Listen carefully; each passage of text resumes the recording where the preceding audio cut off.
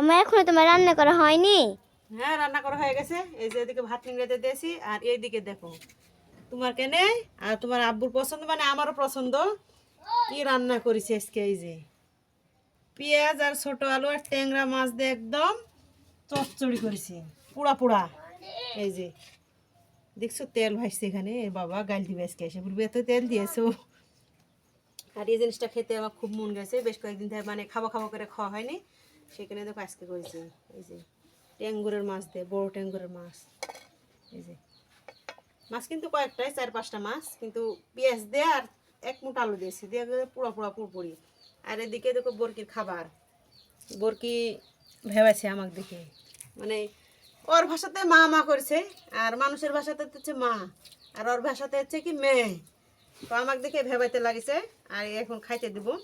তো তাই কেনে দেখো আলুগুলো সব সুন্দর করে গালে লিছি। এই দেখো আলু মাখা দিব, আর আমার রান্নাও হয়ে গেল। এখন বরকি খাইতে দেবো, দিয়ে সব কিছু মানে একদম কমপ্লিট হয়ে গেল। এখন হাত পা ধুয়ে আমি এখন উপরে উঠে দেবো, মানে স্বর্গে উঠতে পারে এক কথায়, বুঝতে পারলে। তো আজকে রাতের রান্না আমারে এই দেখো এই চচ্চড়ি।